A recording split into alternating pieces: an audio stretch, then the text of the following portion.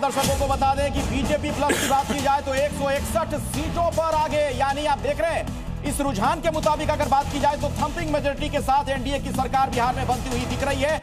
RJD plus 77 सीटों पर आगे और जन स्वराज पार्टी के प्रत्याशी 3 सीटों पर आगे चल रहे हैं।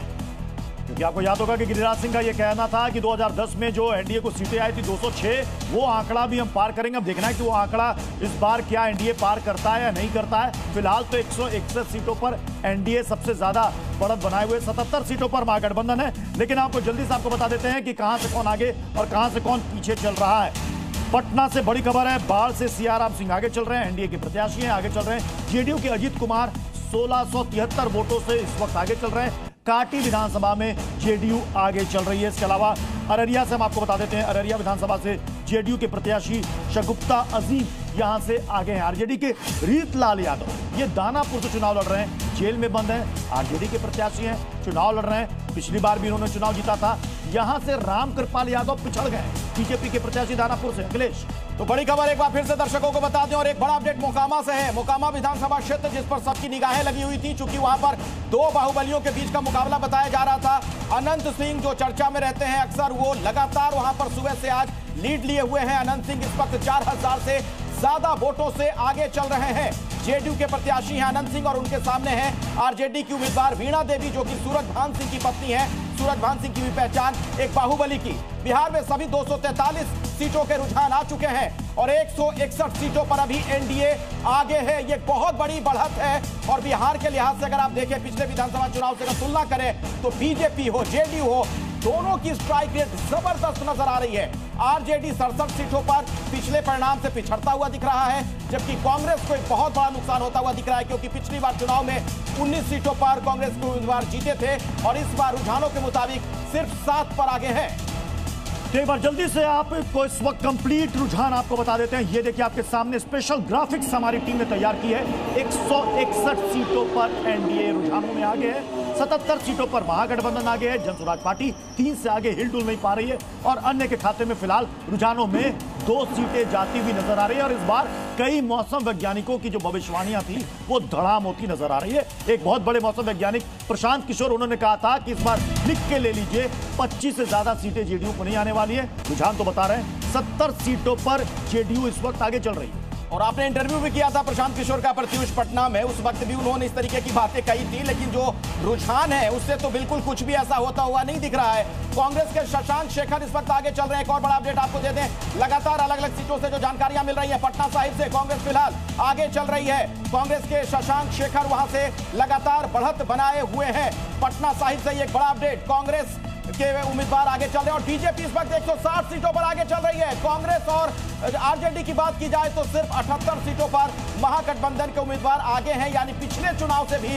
खराब प्रदर्शन कहा जा सकता है। इन रुझानों के मुताबिक, परिणाम नहीं है लेकिन रुझानों के मुताबिक बीजेपी बहुमत के साथ सरकार बनाती हुई दिख रही है। और इस वक्त आपके सामने स्पेशल ग्राफिक्स है, यहां पर देखिए जितने भी पार्टियों के प्रमुख चेहरे हैं उनके साथ साथ सीटें भी हम आपको बता रहे हैं। अररिया सीट पर देखिए जेडीयू आगे चल रही, जेडीयू की शगुफ्ता अजीम यहां से आगे है। अररिया सीट की ये जानकारी हम आपको दे रहे हैं। इसके अलावा जल्दी से सीतामढ़ी की भी हम बात कर लेते हैं। हाजीपुर में देखिए बीजेपी के उम्मीदवार आगे चल रहे हैं। सीतामढ़ी के रून्नी सैदपुर विधानसभा से जेडीयू प्रत्याशी पंकज मिश्रा 2300 वोटों से आगे हैं इस वक्त। और इसके अलावा आपको बता देते हैं पटना साहिब के बारे में हमने कहा, शशांक शेखर इस वक्त आगे हैं। एनडीए के प्रत्याशी रत्नेश कुमार यहां से पिछड़ गए। मुजफ्फरपुर जिले के औराई विधानसभा क्षेत्र में बीजेपी के प्रत्याशी राम निषाद 9329 वोटों से आगे चल रहे हैं। अखिलेश बिल्कुल, और वैशाली से भी अपडेट देते हैं दर्शकों को। विधानसभा क्षेत्र हाजीपुर, वहां पर जानकारी यह मिल रही है बीजेपी उम्मीदवार लाखेंद्र रोशन अभी आगे हैं, हालांकि मार्जिन बहुत कम है, सिर्फ 165 वोटों से वो आगे हैं। खबर आ रही है मुजफ्फरपुर से, वहां पर और आई जो विधानसभा क्षेत्र है वहां से मैं आपको अपडेट दे दूं, बीजेपी के प्रत्याशी हैं राम निषाद, वो एक बड़े मार्जिन के साथ आगे चल रहे हैं, लगभग 10,000 वोटों का अंतर है। सीतामढ़ी से जानकारी आ रही है, रून्नी सैदपुर विधानसभा से जेडीयू प्रत्याशी पंकज मिश्रा 2300 वोटों से आगे चल रहे हैं। 9 सीटों पर एलजेपीआर यानी कि चिराग पासवान का जो प्रदर्शन हो इस वक्त आपके सामने है।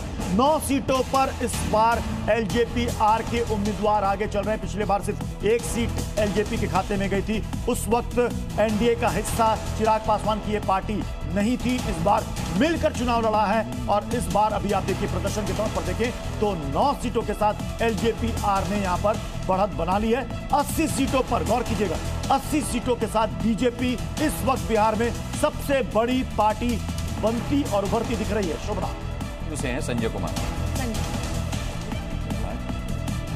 तो जल्दी से देखिए, ये अब वॉल हम आपके लिए लेकर आए। यहाँ पर 243 सीटों का पूरा हिसाब किताब मौजूद है। अब अगर आप इसमें बड़ी तस्वीर देखेंगे तो सारा का सारा जो ये बोर्ड है अब ये नारंगी नजर आ रहा है। 160 सीटों के करीब जो है एनडीए ने अपनी बढ़त बना ली है। जो हरा रंग है वो अब सिमटता हुआ दिखाई दे रहा है। कांग्रेस तो बहुत ही सीमित है और जन स्वराज पार्टी तो बिल्कुल कुछ भी जमीन पर कर ही नहीं पाई है, सिर्फ 3 सीटें।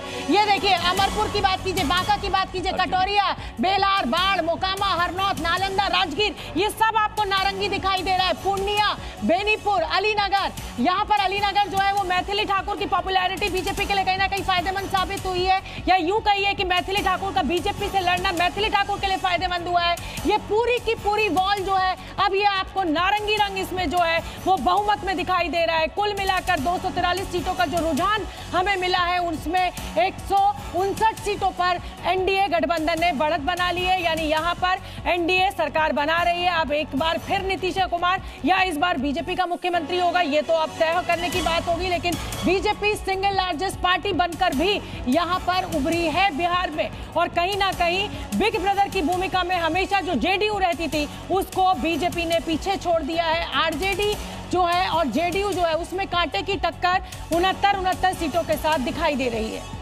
ठीक है, तो यहाँ आप नारंगी कह रही हैं, लेकिन यहाँ एक्सपर्ट जो है वो भगवा कह रहे हैं। शोभना, 160 सीटों पर बीजेपी प्लस आगे।